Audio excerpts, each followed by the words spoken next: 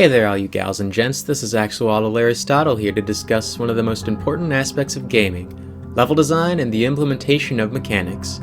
Perhaps the only thing that rivals these are the story and gameplay. But what if the level design of your game was made to be fully mastered by hidden yet hinted at challenges? What if the secrets the game offers aren't actually the real secrets? That's where Ultrakill comes in.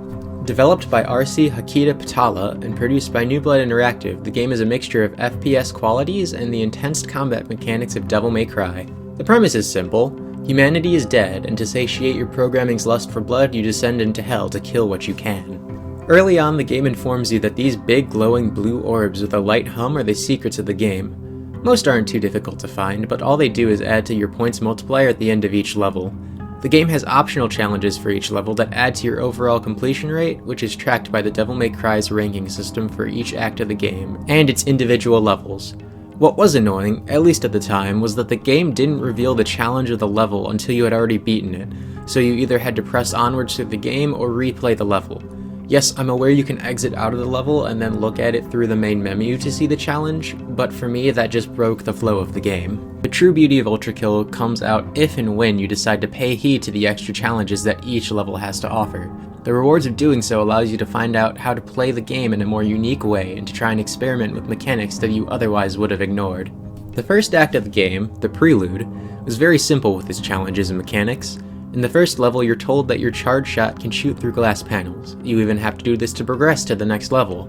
There are multiple sections where the arenas are either over death traps or out-of-bounds pits and made entirely of glass panels. You can shoot the panels enemies are under to get free multi-kills on them. But just in case you didn't realize this, the first challenge is to kill multiple enemies by shooting a glass panel. In addition, another challenge tells you to slide uninterrupted for 17 seconds. Sliding is the game's sprinting mechanic, and since there is no stamina, you could slide for as long as you'd like. By completing that challenge, or even being aware of it, it allows the player to understand that concept without having ever attempted it for themselves. And finally, the last level's challenge tells you not to inflict fatal damage to any enemy, but the game requires you to kill the bosses. Well, if you do enough damage to them, they self-destruct on their own. It's a good thing to look out for with future enemies, so you don't have to waste extra time dealing with an already dead enemy when you could be focusing on others. The second act of the game is where the challenges really start to become integral to the creativity of the mechanics and level design. In the first level, the challenge tasks you to beat it in 10 seconds. I'm sorry, what? This might seem daunting at first, especially because there doesn't seem to be anything the player can interact with. But really, this is up to the player to flex their creativity. In the shop menu at the beginning of every level, the player is given the option to buy additional weaponry. One of those is a slightly different pistol. Instead of the buster shot, you can instead flick a coin in the air to try and shoot it to insta-crit an enemy. It's pretty badass.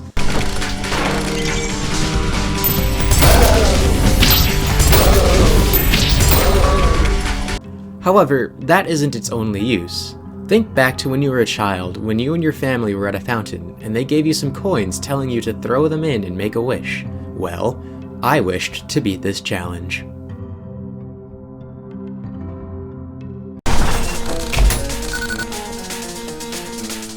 Okay, but what happens if I get both? Oh. The last level of the Limbo layer, Claire de Lune, has one of my personal favorite examples. For starters, you're introduced to an odd-looking door that seems to require 4 buttons being pressed across the levels. Behind it, no spoilers, is a reward for your exploration. The level is really straightforward, a simple puzzle of finding 3 skulls to unlock the door to the boss arena. However, to do this you have to go through a fake stained glass window, and then shoot out another window. The challenge of this level is to beat it without ever touching a skull. And just in case you haven't figured it out yet.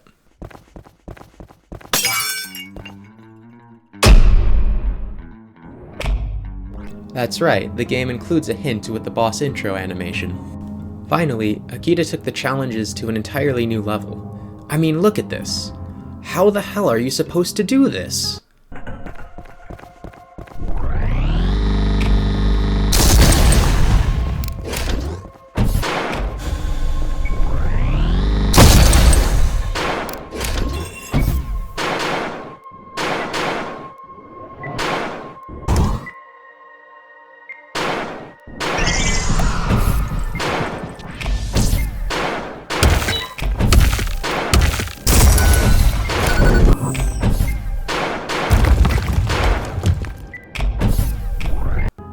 Wait, we're supposed to kind of go out of bounds, which isn't out of bounds because it was designed to be in bounds, while utilizing the parkour skills, rocket hops, and movement the game has been training us for?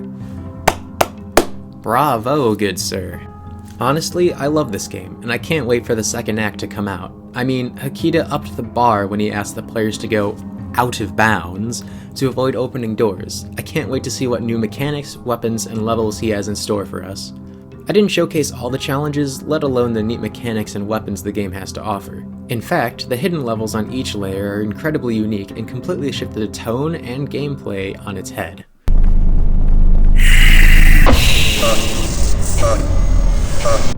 I highly recommend you all try it for yourselves by buying the game and supporting the developer. In fact, I've even heard there's a Star Wars crossover in the works. General Kenobi!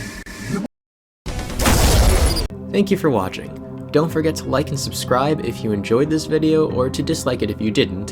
Whether you did or didn't, please feel free to leave a comment. I welcome critique in order to better my work. I also have a Patreon available for anyone that wants to sponsor this channel. Making videos like these is extremely enjoyable, and I want to make them on a much more consistent basis, and I can do that with your help.